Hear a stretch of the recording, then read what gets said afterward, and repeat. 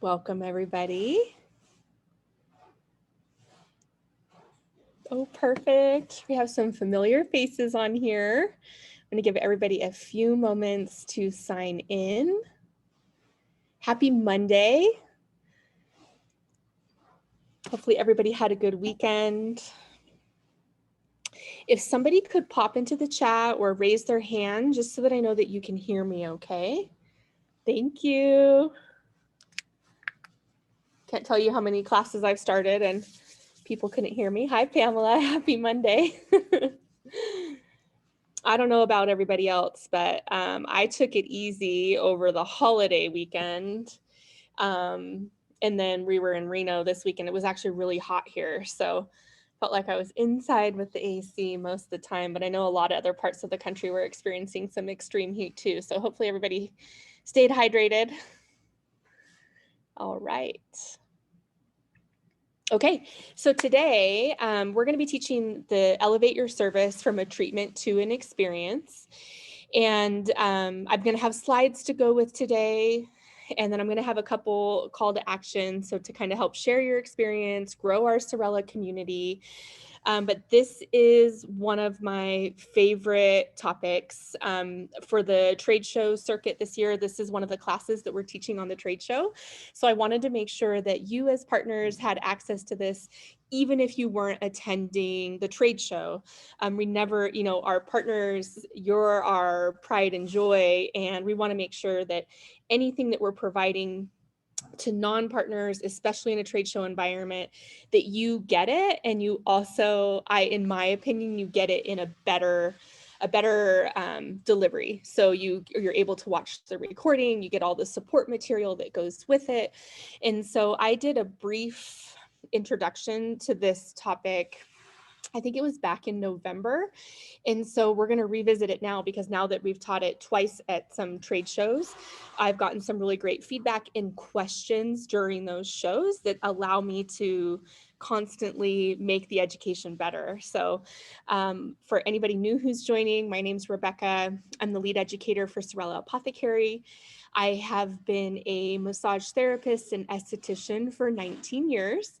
And a lot of my experience is in high-end resort location.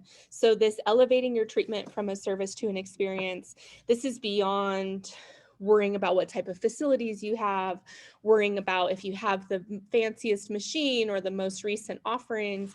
This is truly a training that's going to elevate you as a service provider to be able to have you be set apart from other people in the industry, with just some great reminders on how to do that. And setting yourself apart doesn't have to be having the most up-to-date device or having, for anybody who's ever worked at a resort location, like we had jacuzzis, steam rooms, and just knowing that you as the person are able to do this. So it doesn't have to cost you anything except your time. Now, time is valuable. So putting the time in to implement these steps. So I'm going to go ahead and share my screen.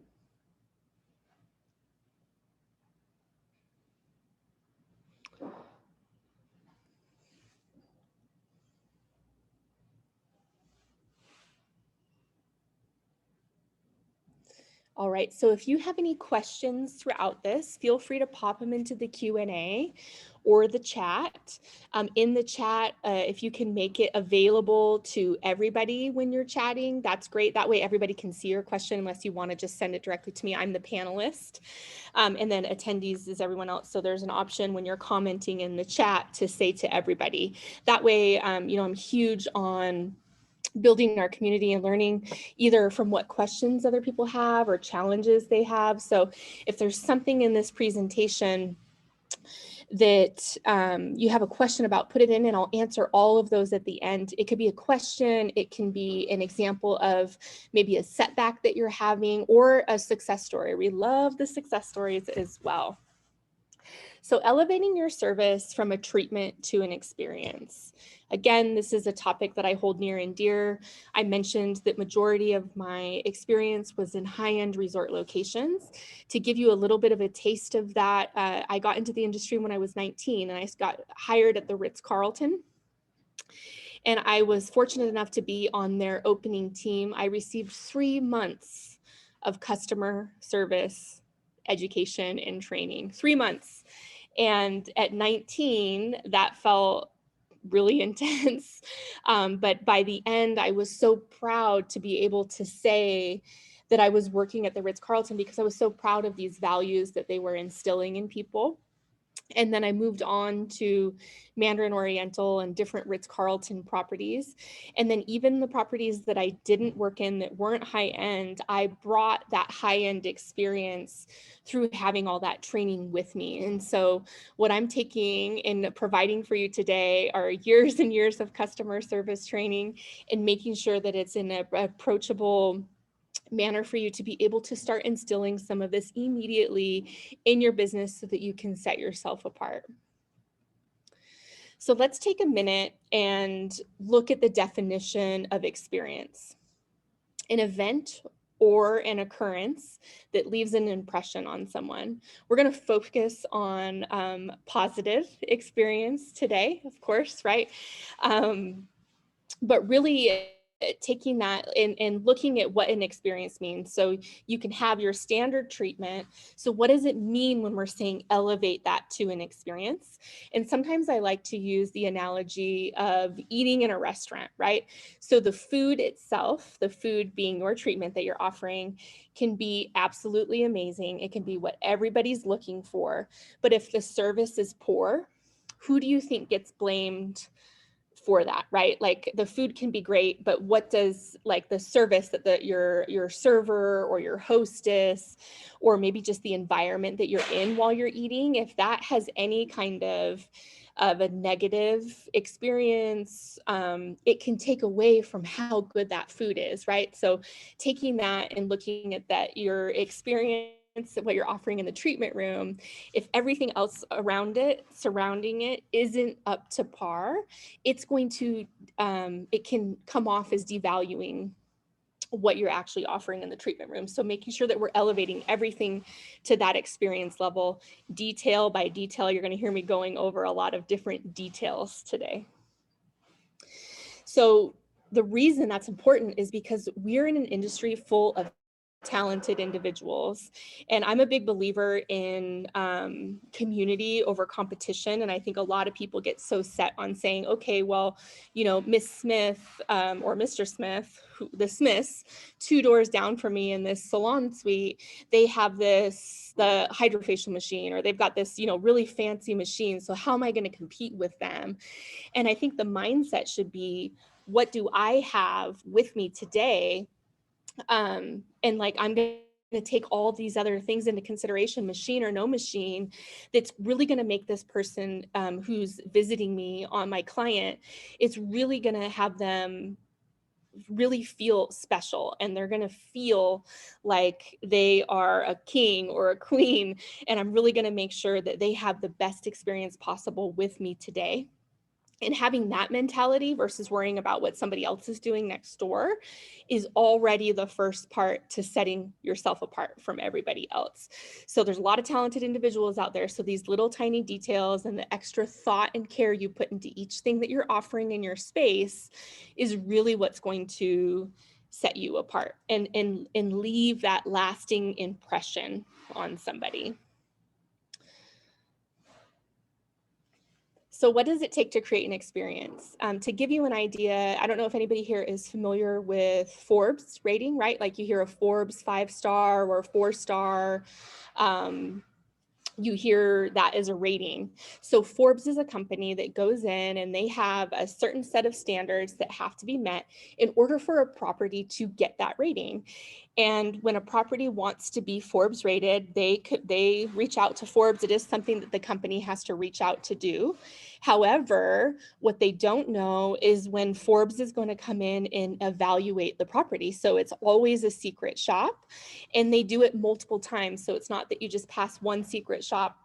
There's several that have to be passed that you don't find out until you get a report at the end on whether you hit the, you know, what your rating was, and they break down your score. So just for the spa alone, it was over 200 points that needed to be hit for Forbes specifically. And then working at Mandarin Oriental, they had another 85 points that had to be hit by the service provider for their MOCA standards, which is Mandarin Oriental Quality Assurance. Everybody's really big on acronyms in the resort world. So I took all of that and I put it into 4 major categories for you that we can touch on, because you're going to be able to, like I said, incorporate this in immediately. Now, when you work in a high-end resort location, you have the mentality of, I never called my clients clients, they were guests. They were guests to my treatment space. And now I know it would maybe feel strange for you to call your client a guest. So you don't worry about that part of it, but let's take that mentality. The mentality is, how does a guest feel in your home? They feel welcome. They feel appreciated. When they leave, they feel like you enjoyed the stay, that you were thankful that they took the time to come visit you. And not only that, they had the comforts of being a guest in your space. And so taking that guest mentality to your private business, if you're working in a day spa, just that thought process alone of a client versus a guest can already get you started on that right mindset in order to do this, which is how it feels.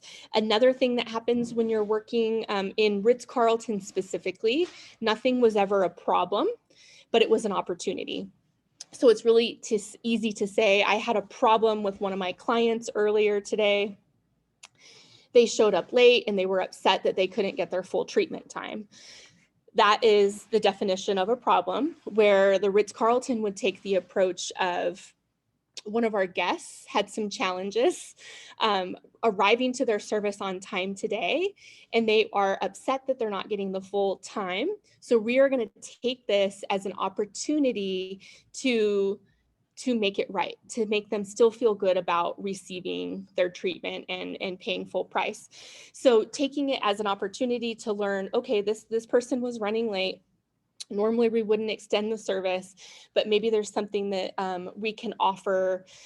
We can have, and again, this is a resort location, so this is a little bit different than if you're running like a solo location, but it's the mindset that I'm trying to get you in. So we would say, this guest was upset. We have an opportunity to make it better. And they were having that conflict before the treatment when they realized their treatment time was going to be cut short because there was another person after them. And so because I worked at the front desk as well before being in the treatment room. And so taking the mindset of, okay, they're going in because we don't want to waste any more time off their treatment. They're going to go in and have their treatment. I'm actually going to have some tea brought over from the kitchen with some pastries so that they can still extend their spa experience, but they're not necessarily in the treatment room. So little workarounds that way, right? Like instead of just saying no, and by all means, I still want you to keep your boundaries, but instead of just saying no, trying to be creative with a way that can kind of turn that problem into an opportunity to turn the person around. And then honestly, what we found with a lot of high-end locations, or think about maybe an experience you had at a restaurant or a hotel, maybe your meal arrived and it was incorrect, or you had a bumpy check-in process to a hotel, or something went wrong during your stay. Something going wrong doesn't really deter you from that property or that restaurant, but it's how they handle it, right? So if they fix it, what we found and what the studies found at Ritz-Carlton specifically is that people remembered their overall experience in a positive way, even if they had some negative opportunities that came up because of how it was handled. And so how it was handled, it doesn't mean that mistakes don't happen, but it's all in the recovery and how it's handled. And it doesn't mean giving somebody something for free or anything like that. It's just more or less thinking about a way to show this person that they are heard so that you can turn that situation around. So I thought that that was interesting. You know, it's not about having that perfect stay or that 100% perfect experience. It's about how to navigate, even if something is kind of negative, how to flip it into a positive. So we'll be covering that today. So breaking it down into 4 categories. Sorry, this is something I'm passionate about. I could talk about this all day. But what does it create to, what does it take to create an experience? Confidence, communication, consistency, and connection. And we're going to break each one of these up individually. So confidence, first and foremost, this is how you present yourself. Nobody wants to feel like the person is uncomfortable with what they're providing, right? And so a lot of times the confidence level is really what sets you apart. And this person knows exactly what they're going to be able to do for me. And then coming down later into communication, you know, communicating if maybe this is out of your scope of practice or you need to refer them out, or communicating that this is a process that we're going to grow into. So we'll touch on that on communication, but confidence first and foremost. You're the professional. Your clients are coming to you for your professionalism and your ability to provide something they need. So making that something that they need versus just something that they want.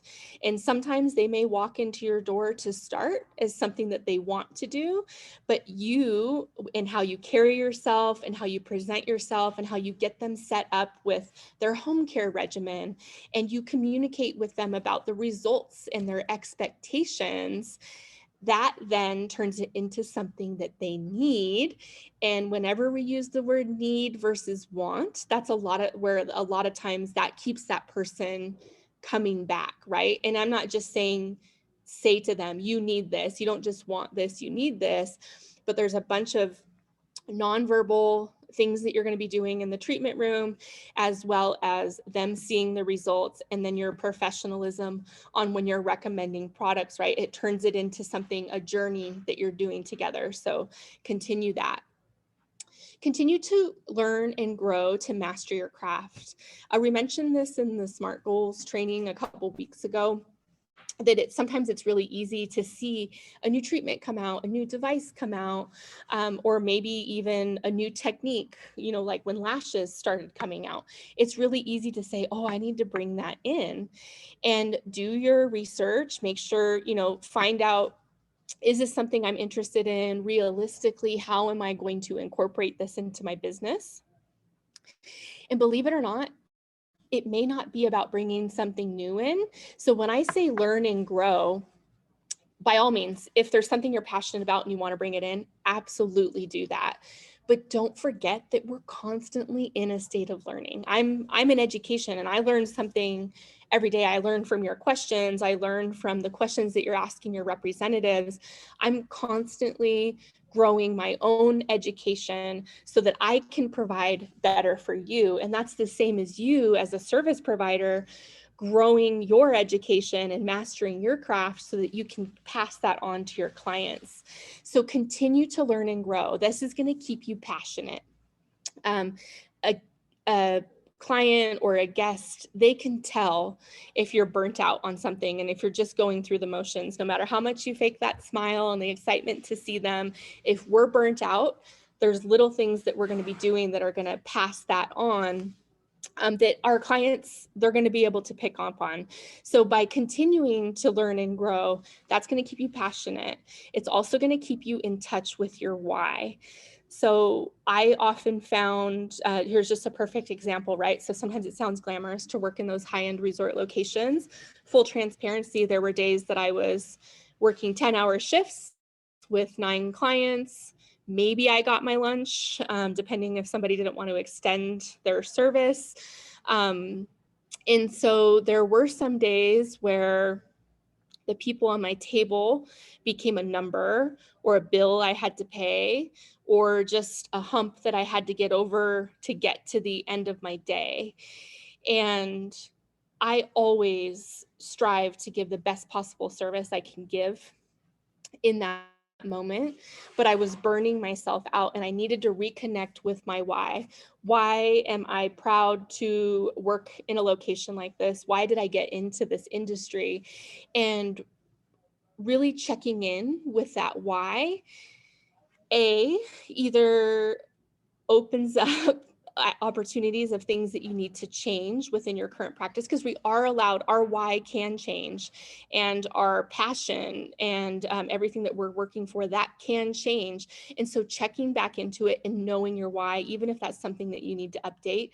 Anytime I did that, something I would often do is look into a new massage technique, being a massage therapist, or attending a continuing education class for facials. Maybe it wasn't for a new technique, but maybe it was something as simple as like a skin consultation, and really being able to evaluate the skin and refreshing my skills.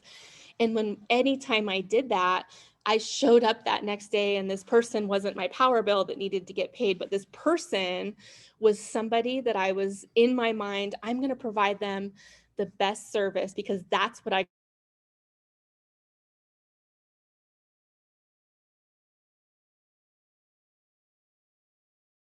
that's a very vague why, but that's kind of how it started, because that's how I was introduced to massage, then introduced to facials as well. That was the best part of my day. And how good would that feel to be able to spread that to more people?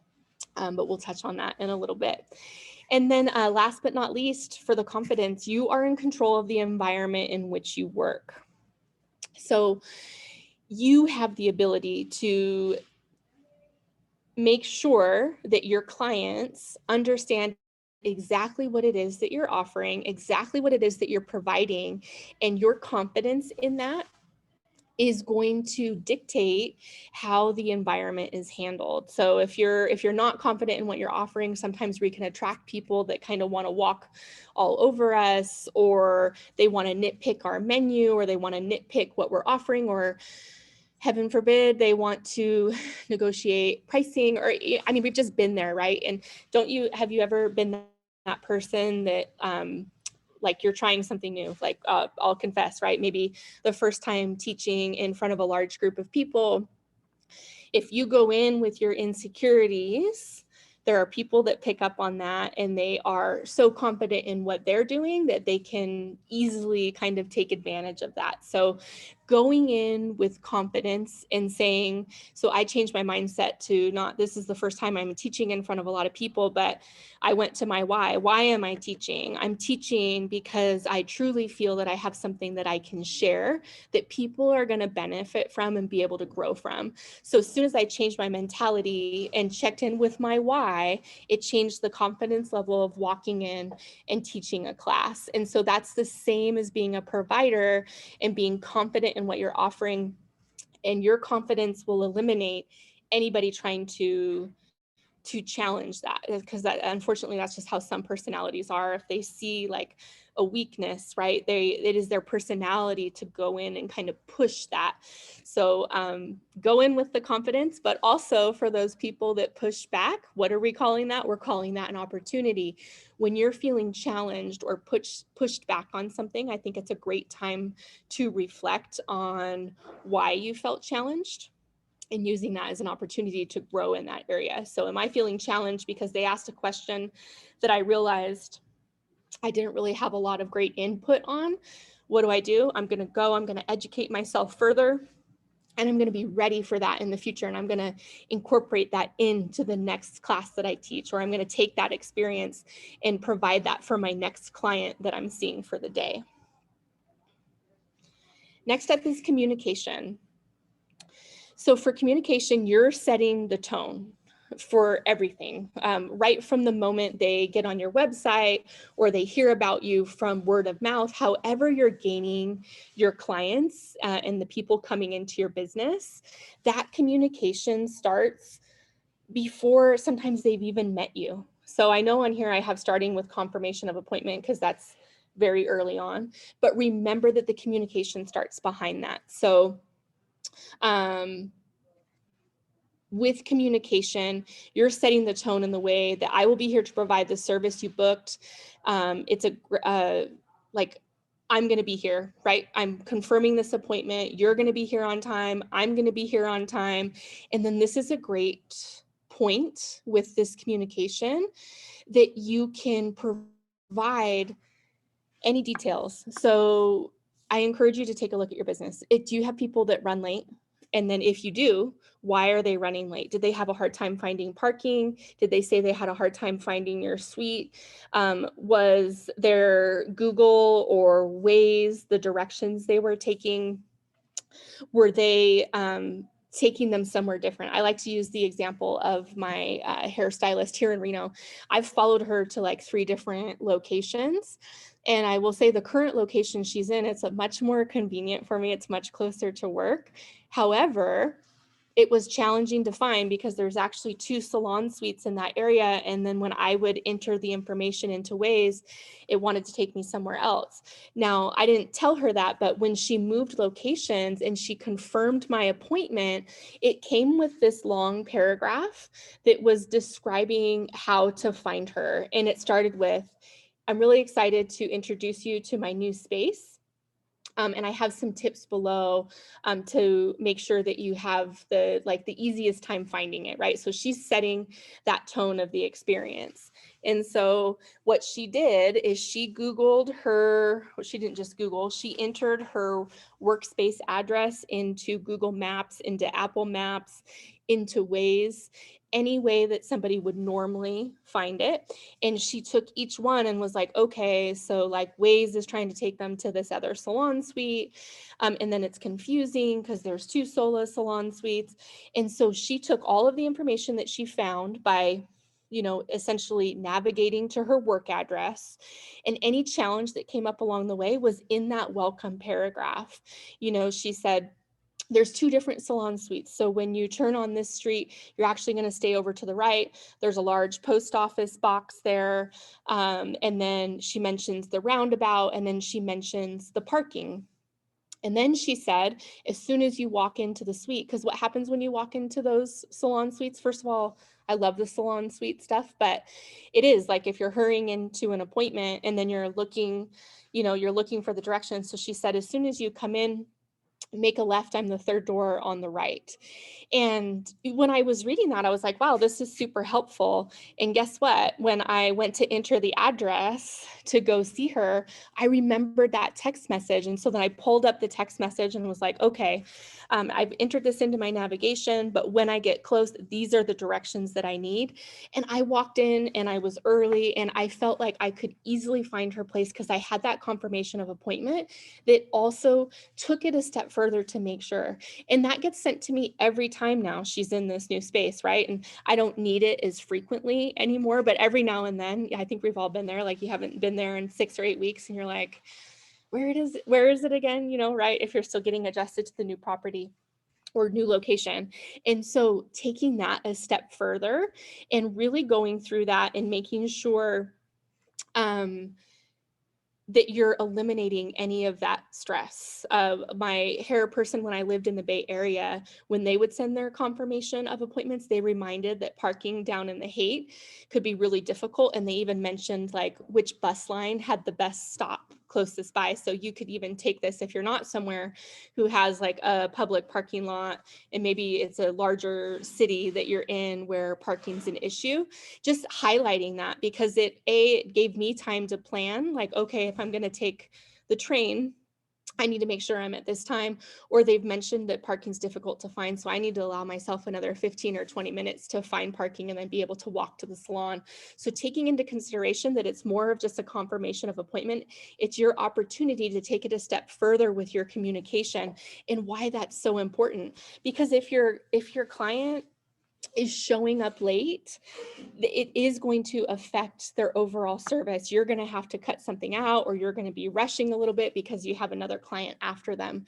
And so ultimately, you're adding to their experience, but you're also ensuring that you're able to provide them the best treatment while they're in, because you've eliminated those things that are going to add additional stress for your client or make them late and make you stress as the service provider. Another huge form of communication, I think that this is the one that most people think of, is the consultation. So for anybody here who hasn't taken our 5-minute consultation class, it is on the resources site.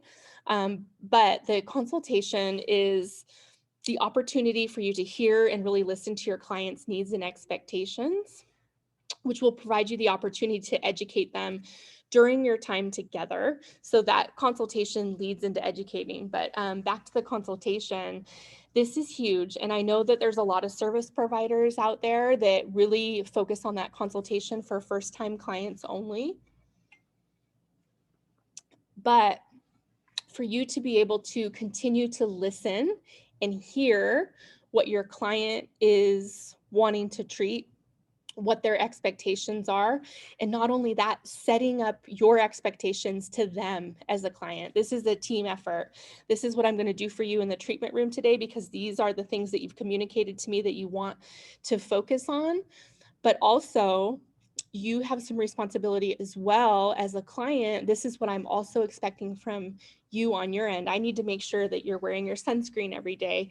However, whatever it is you need to communicate, that consultation is for that. So if you're only doing that for first-time clients, you're missing opportunities to be able to expand your client's home care regimen, right? And it's not just about selling retail, it's truly about enhancing and making sure that they're getting the results that they're looking for through their visits with you. That visit is more than just the treatment. It's also bringing up the next point. It's also the education that you provide them, and that's educating them on why it's going to be so beneficial to have an antioxidant serum, or we're getting ready to get close to peel season, why it's so important if you're not on a tyrosinase inhibitor, why we need to get you on that now if we're going to be starting to book you more intensive chemical peels.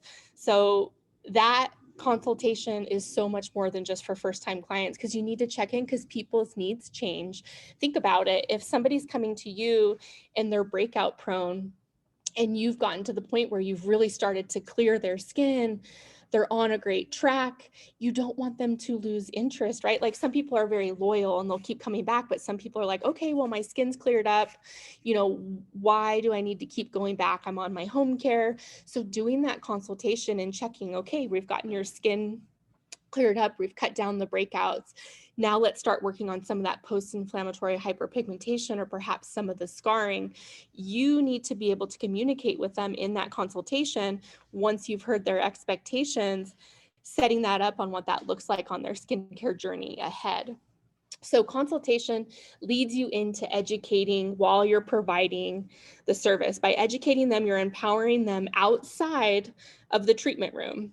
This also shows you were hearing what their concerns were, and they won't always realize that you're doing what they expressed that they needed to do. So making sure that you're educating throughout. And what I mean is, and I kind of see this as like planting seeds throughout. A lot of this communication heads into you being able to sell retail better as well, because that is the full experience. Believe it or not, one of the Forbes standards that had to be hit was recommending product. And Forbes doesn't care how much retail you're selling. Forbes is all about setting the experience for your guest. But what they said was, if you weren't sending them home or giving them some sort of recommendation on how to continue their treatment, that it can make somebody feel like they're not valued, that you didn't hear what their concerns were, that maybe you think they can't afford it. There's all this different mental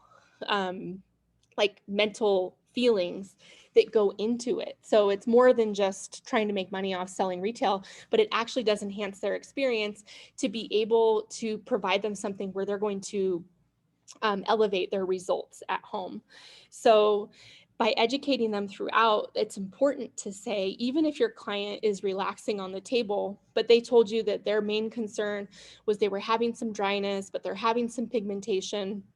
A great example, Ms. Smith, I'm getting ready to use our blackberry lime fruit foliant on you. I love this product. It has some lactic acid in there. So even though it's an exfoliation, it's actually going to really work to hydrate your skin. So we're going to be able to smooth your skin and provide some hydration, because they mentioned that they had drier skin. This is also going to set the tone so that when I put our lightening serum on later, your skin's better and better to receive. That's it. End of it, right? I'm not trying to tell her to buy the blackberry lime fruit foliant there, but what I'm doing is I'm setting the tone that you listed a problem for me or a concern for me, and I have the answer. I have the solution, and I heard you. So this is what I'm using. And then when I get to the point where I'm applying the finishing products for the same client, all right, that lemon lightning serum that I mentioned, that's what I'm putting on now. This is something that is going to get you, it's really going to help with the hyperpigmentation that you mentioned. I want you to kind of feel this texture, make note of it on the skin. This is something that would be, you're going to see the most results if you're doing this every day, morning and night at home.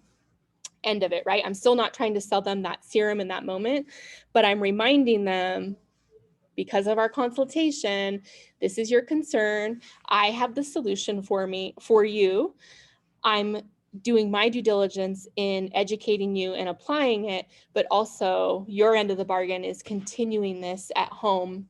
You know, so you're not saying all that word for word, but that's what all those are. That's the message that you're getting across. Okay. Thank you.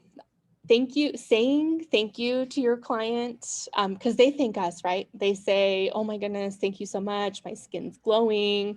Thanking them.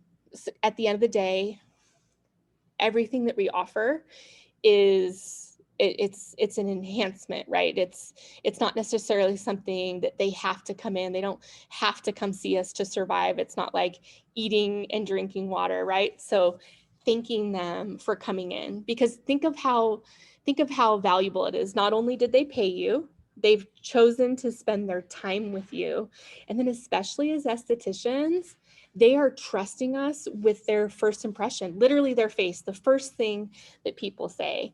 That is an honor.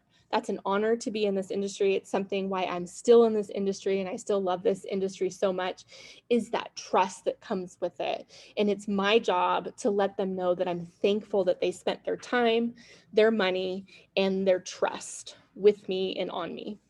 So thanking them. At the Ritz-Carlton, we called it a fond farewell. Nobody was allowed to leave the property without thanking them or welcoming or saying that we can't wait to see them again. So not only thank you for coming in today, have a wonderful day. It was thank you for coming in today. We look forward to seeing you again soon.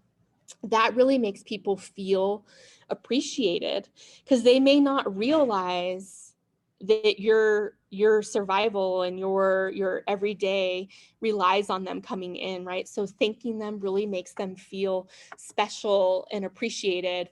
I see so many times where service providers sometimes feel like they need to offer like a client loyalty discount or a gift with purchase, but honestly, a simple thank you can go so far. So don't forget to thank your client for coming in. And then last but not least, for communication, following up. So if you had a first time client coming in and you could tell, you kind of talked them through the different stages of the facial, and then talk to them about home care, really following up with them in whether it's the day of or the next day. Thank you for coming in. I wanted to check in and see how you're enjoying your skin. Don't hesitate to reach out if you have any questions on that regimen I sent over. Let's say this same new client bought a couple products, then following up with them like a week later, whether that's text message, phone call, emailing system, however you're communicating with your clients. Which, side note, find out how your clients like to communicate. We do this with our partners. How do you prefer to hear from us? Email, text message, phone call. Everybody's different. In that first consultation, figure out how they like to be communicated to. When I was working in a day spa, it wasn't so much in the resort locations, but in the day spa, I was on a text communication with a lot of my clients. And so whenever they would buy new products, or if they were a new client, I would check in with them a week later and say, how are you adjusting to the new routine I sent you home with? Did you find like let's say they bought apricot mango, right? And apricot mango needs to be applied to dry skin, and maybe you told them that in the consultation and maybe you wrote it down for them, but when you're following up that week later, how are you liking your new regimen? How is it working within your routine? Because we don't want somebody to just give up and be like, oh, I bought these 3 products and I don't really know when to use them, or maybe they're feeling rushed. It's not working with their morning routine, and then that product sits and then they're not getting the results that they were looking for. And sometimes they don't see it as it's not because they're using the product, but they see like, I don't know if I need to go get another facial because now I'm not seeing those results. But by you following up that week later, asking them about that regimen, reminding them, are you using apricot mango on dry skin with dry hands? And then offering any kind of adjustment to that regimen. Maybe they say, you know what, I just find in the morning that I don't have time for these steps that you provided, and say, okay, I completely understand. How about let's try this until you get more comfortable with your regimen. And so maybe you say, I'm just going to have you cleanse in the morning and put your SPF on, and then let's focus a little bit more on your night routine. So that following up, even though it takes time on your end, that's something that's going to keep them coming back. Because how many of you have walked through, well, geez, I can't remember the last time I walked through a mall, but pre-COVID, how many times did you walk through a department store or a mall and they had the Miracle product? They had the Miracle anti-aging product. They had the eye cream that was going to fix all your concerns. They had the lip product. Think about if you were not in this industry, right? And you had an esthetician, they sold you a couple $100 worth of skincare, but then you never heard from them. Maybe you didn't rebook your appointment. And now you're like, okay, well, I think I was using those products right. But now all of a sudden this super confident person comes up to you in a department store and was like, I have this Miracle cream that's going to answer all of your concerns. If you're not in regular communication with this follow-up, sometimes our clients can drift off to these miracle products outside of our treatment room, or that what they think and hear are Miracle products. So that follow-up doesn't just end if you're doing something intensive like a chemical peel. That follow-up should be amped up for something like a chemical peel or a more intensive treatment. And you can even make it easy. There's so many booking systems that will do this for you now.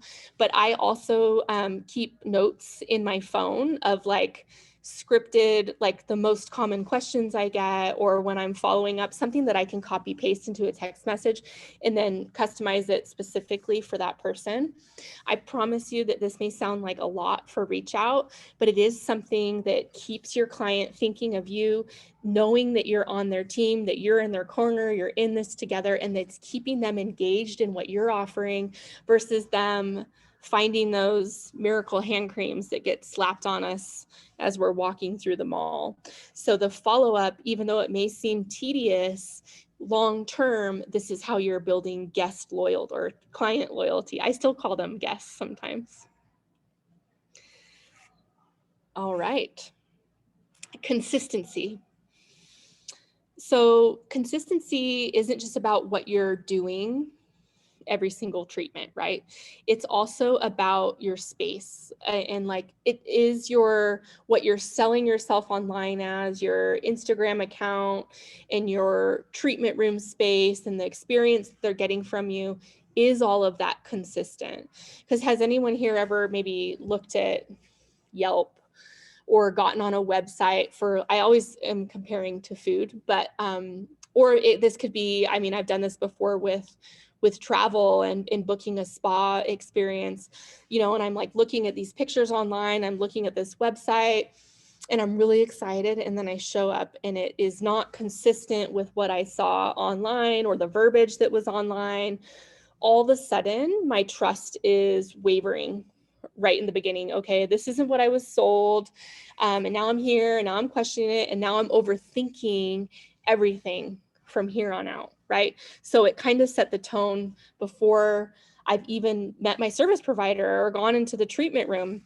And so consistency starts with your first impression, whether that first impression is a face-to-face with you, through social media, through online, through word of mouth. That consistency starts right from the beginning. So does your space match your website or social media? The consistency will help you stay on brand and attract your dream clientele.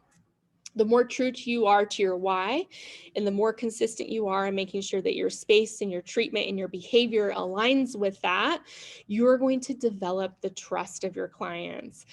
Once your clients have trust in you, that is where you get that constant loyalty, right? So developing trust and create loyalty, those really go hand in hand. Once your client trusts you, I'll go back to my hairstylist. Like I said, I followed her to 3 different locations. And for any of you are in areas where sometimes when they move a location, it becomes more inconvenient. Because my hairstylist is always consistent and I love the service that she does, I'm loyal to her moving location. So to flip that around, once you have those people's trust and that loyalty, you don't have to carry that weight of, okay, well, I'm thinking about moving a couple blocks away from my current location, or I know that my top 5 clients, this is going to add 10 minutes to their commute to come see me. You don't want to have that additional stress of, are they going to follow me? Because if you already have them trusting you and they're loyal to you, you're going to be able to make the decisions based off what's best for you versus having to like really stress out about your clients. And so this goes past just their experience, but also helps you have like a better work-life balance because you've built that, right? So you don't have to have that as an additional stress. When you're consistent with things, so you're consistent with, let's go back to that consultation. If you're doing that every time, you've already set the tone for your client that, hey, we're checking in, right? We're on a team here and this is your skincare journey. And I'm checking in because I want to make sure we're still on the same page, or maybe new concerns haven't come up, because guess what? Our clients are on social media. They're reading their Cosmo magazines. They're seeing these new flashy services. They're reading about and seeing pictures of intensive peels or PRP or micro needling. And if you're not checking in with them, it's a great time to kind of see where their head's at and say, I did this to my nail girl. I was like, hey, I've been like hearing about this powder that you can dip your fingers in. And she's so confident. I'm going to go back to some of these courses. She's so confident in what she offers. She didn't turn that down, and she says, oh yeah, it is something newer that's out. This was years ago. It's something newer out. This is what it's about. So she had like continued to grow in her industry, whether it was something she was bringing on or not.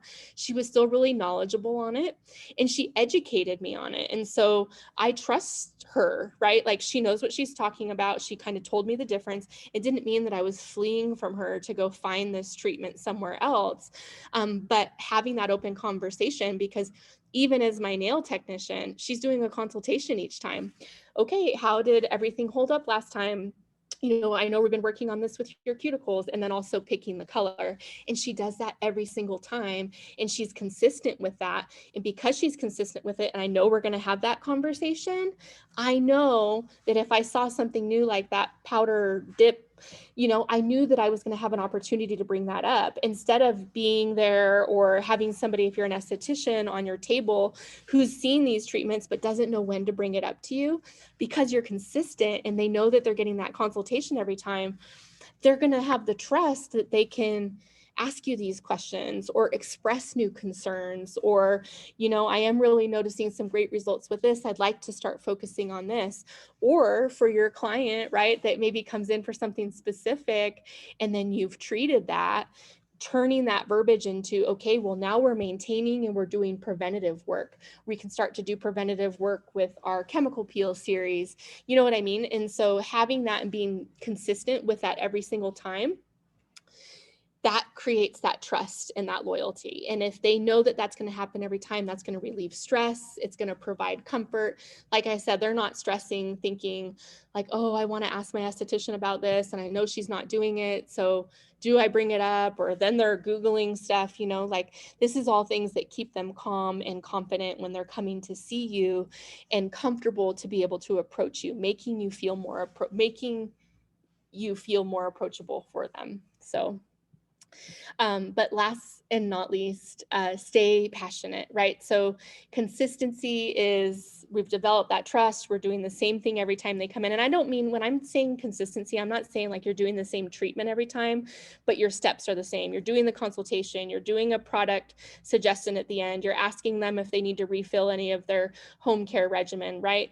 If you didn't do that every appointment, it may feel like, oh, today she's pushing products on me and it's close to the holidays, right? But if you're consistent every time, they don't have time to think about like different approaches. It all comes across very genuine. But being consistent also means staying passionate. So remember when I mentioned earlier that I was kind of in that burnout phase of this person on my table was a bill or, a number, when I was, working on so many people. But if you can truly stay passionate about what you're offering, you can get your clients passionate about what you're offering too. So they don't need to know that they're the sixth client that you've had that day, or that maybe you didn't get to have your lunch, or that you've been really busy this week because you're planning for a vacation or you're back from a vacation. You want to be just as passionate about that person in that moment, just as excited that they're there, just as present for them to receive as you were for your first client or guest of the day. And when you're staying passionate about what you do, that's consistent, right? So how those are linked is, let's say you are excited about a new retail product that you're going to bring in, whether Cervella launches a new product, or you decide that you're going to bring a new modality in, or maybe you're incorporating more facial massage.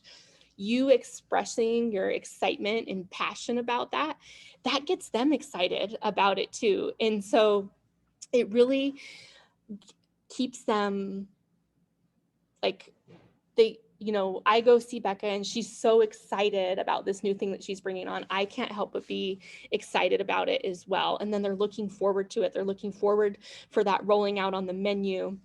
And it can be as easily as mentioning, I'm going to a trade show in a couple weeks and I've had my eye on this product and this machine, or I'm attending a training next week on a new product launch. I can't wait to share it with you.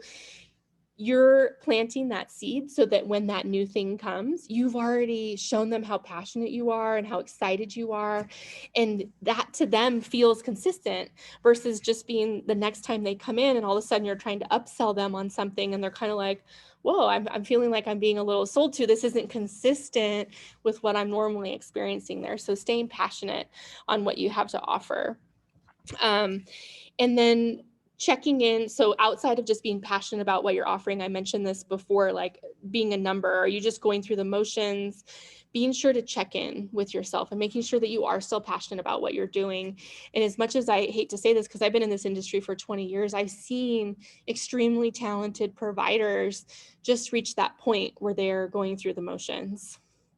And they are truly done with being in the treatment room, and they're doing themselves daily and their clients daily a disservice if that's the mentality. So if you can't reconnect with your why, knowing when maybe you need to step out of that. So making sure that you're passionate and that your clients can see that every time that they come in and see you.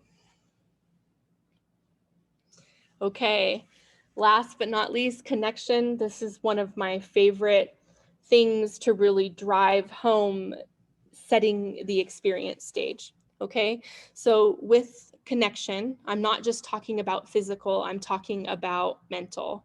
So what is your intention for this service? And like I said, I gave a very simple why.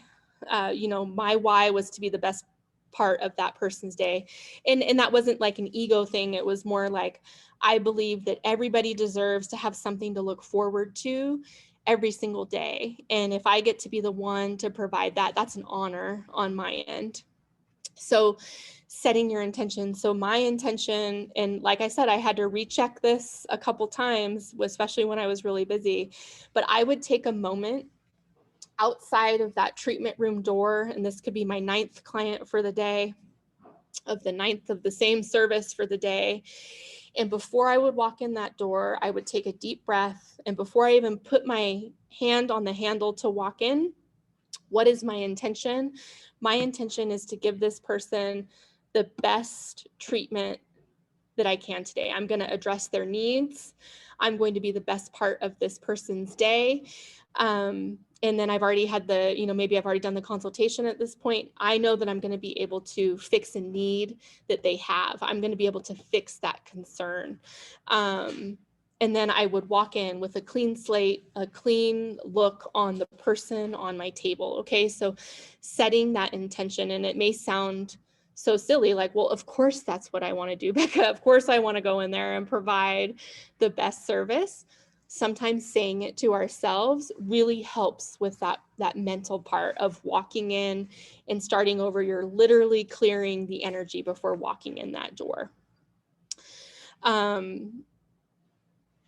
Be present. Don't underestimate how being fully present can set you apart. How many industries does this happen in? If you think about it, right? Like if you go to a restaurant, your server is taking orders, but they're taking multiple tables. They're remembering to bring your water. They're not focusing just on you. I even think of going to a doctor's office. You're sitting in the waiting room, and then, geez, you're sitting in that doctor's office for how long in that little paper gown? Sometimes it feels like an eternity. You can hear them grab the clipboard before they come in. They're looking over the notes, and they're coming in, and they are, you feel like, they have somebody else to see. You feel like you've been sitting there forever. And they're going through a checklist, right? And so how rare is it that somebody is actually fully present? I see this when I walk into restaurants. I see people on their phone. I see two people eating at a dinner table, both on their phone, not saying a word. So the fact that you can make that connection by being 100% present when you're walking into that treatment room is extremely valuable. And they may not even realize why, right? Like a lot of the things we're teaching today, these aren't things that you're saying out loud. You're not announcing when you walk in the room, I'm present. I'm present for you today, right? It's your actions and your demeanor and your intention when you walk in. And so being present, 100% present for that person on the table is going to take you above and beyond a lot of your competition, and like I said, it's not about, oh, I wonder if they're being present. It's just, I know that I'm going to be present for this person, and that's something that is extremely valuable in itself outside of the results that I'm going to get this person. When you're present, it allows you to hear and really listen to what your client's expectations are, what their concerns are, and then you're able to anticipate their needs. Okay, so by hearing what they're saying and picking up on cues, you can anticipate moving forward. Okay, they mentioned that sometimes they're a little bit anxious, or that they don't have time in the morning. They're rushing around a lot in the morning, getting the kids ready for school. So I can anticipate when I'm going in to give them a regimen, how I need to adjust that. But also taking it a step further, and how your client is really going to feel like you understand them is how you set up your experience. So outside of anticipating the needs in the treatment room during the treatment and listening, anticipate the needs beforehand. It's so important for you to go through the same process that your client would. So to take an outsider's perspective, get on your website. Is your website easy to navigate from the front end? Was it easy to book an appointment? If they're looking for you on Instagram, does it say where you are? Maybe your business address isn't on there, but your city and state should at least be on there. Your name. I can't tell you how many Instagram accounts I see that just have their business name, and I don't know the name of the provider. So go through that process. Go through where you're checking in, you're booking an appointment, you're checking in. What does it feel like to walk from the car to the treatment room? What does it feel like when you're picking up? Something I found is so many times I'd pick up my client and I would get done with the consultation, and then they'd ask me about the restroom, and I'd have to interrupt the consultation to take them to the restroom. So what I started doing is I would pick my client up, and before going into the consultation, did you need to use the restroom at all before we get started today? I'm anticipating that this might be a need of theirs. Then taking it even a step further than that, once you're in the treatment room and you're done with your consultation and you're leaving, does my guest know where to put their clothes? Is there a hook or a shelf or a chair that they can set them on? Is there a dish for their jewelry? Do I have maybe a charger for them that they can have their phone on silent and charge it while they're in the service? Do I have water available to them? How does it feel when they're getting on the table? Is it nice to have a bath mat there so they're not stepping on the floor, the cold floor with their feet? Do I have the corner of the linens turned down so they know that the treatment table is welcoming for them? Have I told them how to lay? when they're laying there, what are they seeing? These are all things that you can do. And then you're in, and then it's not anticipating their needs in the moment, but it's anticipating their needs in the future. Oh, I found when I walk through and do this process and I want them to take my jewelry off, or they want me to take my jewelry off, but I have nowhere to put it. Boom, there's a jewelry dish. You've anticipated the need for that. And then the most important thing with connection is you have provided the human element, especially over the last year and a half, with a lot of things going virtual and digital. Being in person for a treatment is providing a human element that will forever be something that lasts and is needed and is craved by us, just as humans in general. So being able to provide that human element in a world that, like, where technology and the human connection is just a little bit more limited, right? I mean, going back to the doctor's office, they have all those like virtual consults now. So it's always really interesting when you're there and you're human and in person. So your connection that you have in the treatment room is providing that human element, which is something that will forever be healing. I think some people don't even realize how much they're craving like a human interaction. Living in the Bay Area, working on a lot of people in the tech industry, it was always so surprising to hear, like, not only was I, especially as a massage therapist, really working on like their neck and their shoulders, but how much they were just like, they're so used to being on a computer and looking at a computer all day and not having any human interaction, how much better they felt just being in a room with another human that was fully present for them. So it can be very therapeutic, very healing.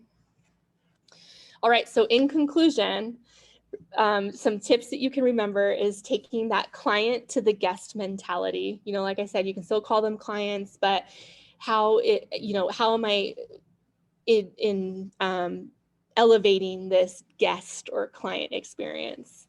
Setting your intention, being 100% present, being genuine, and being thankful. I love this part of it. It's kind of like pay it forward, right? Like, you're not giving somebody a facial or a treatment saying like, oh, they need to provide this for the next person they come across. But if we can just take that to like a more universal feeling, you're not just elevating their time that they're on the table with you, but because they feel so great when they leave, maybe when they get in the car in that parking lot, you know, when maybe they're getting into rush hour traffic, they're in a better space, they're letting somebody in, and then that person, you know, is going home and maybe they're kinder to their kids or their significant other. So everything that you're providing in that treatment room is really just a spark to take that further out, right? So it's not just the time on the table, but it's something that they're taking anywhere with them. And how amazing is that, right? So it's something to be very proud of, that you have the power to have a huge impact on the lives of others.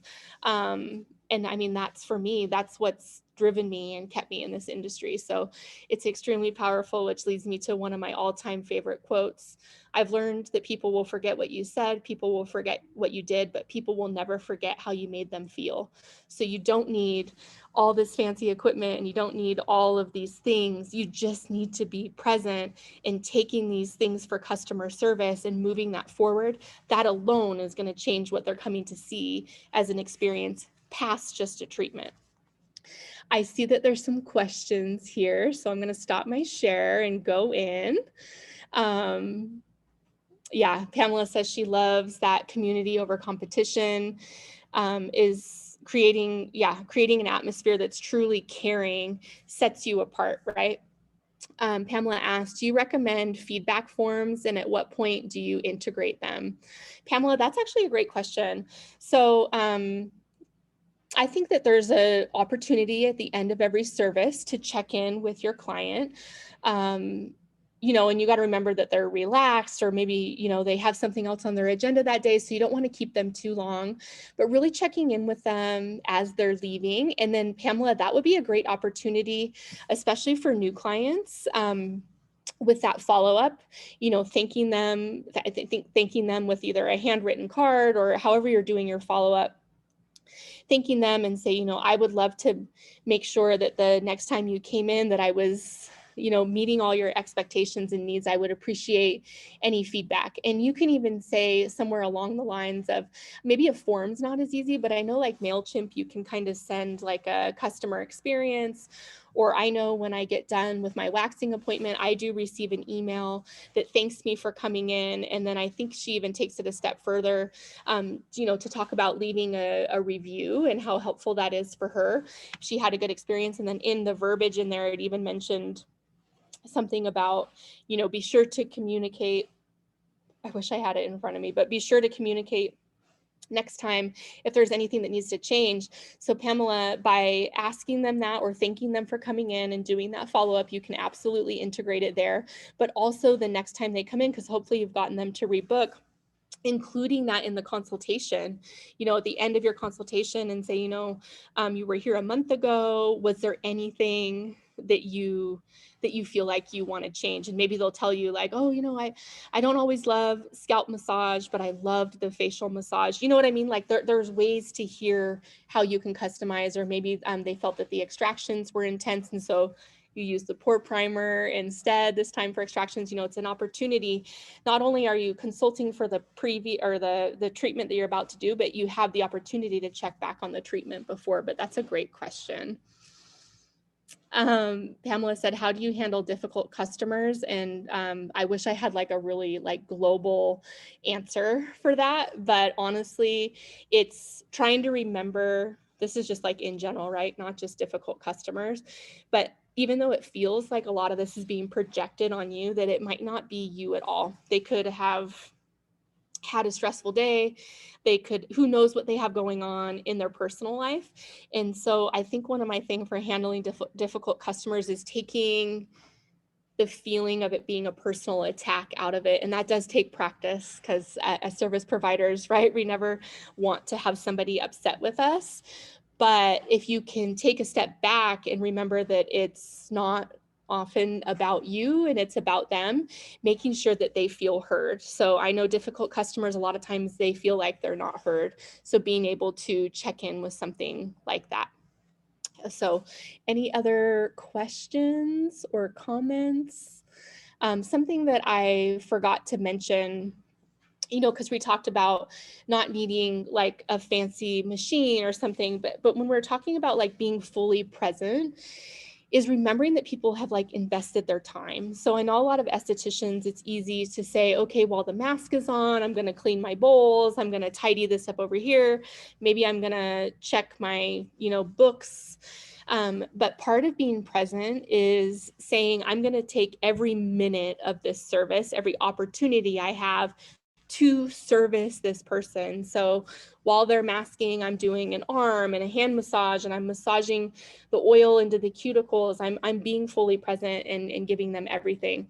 I had a lady who uses the globes after lash extensions, right? That's not something that's required to make the lash extensions work better, but it's taking it a step further. It doesn't cost anything extra. It takes a couple extra seconds of the time, but it really sets that apart. Is like, oh, okay, well, I go see Pam, and she's I love, one of my favorite things is when she gets done with my lashes, I get those nice cold globes, and she gives me a little bit of this great lip stuff, right? So whether she's advertising that Pam does that to other people, it's more that like she's going to keep going to Pam because maybe the person down the street has it for cheaper, but she loves how Pam makes her feel.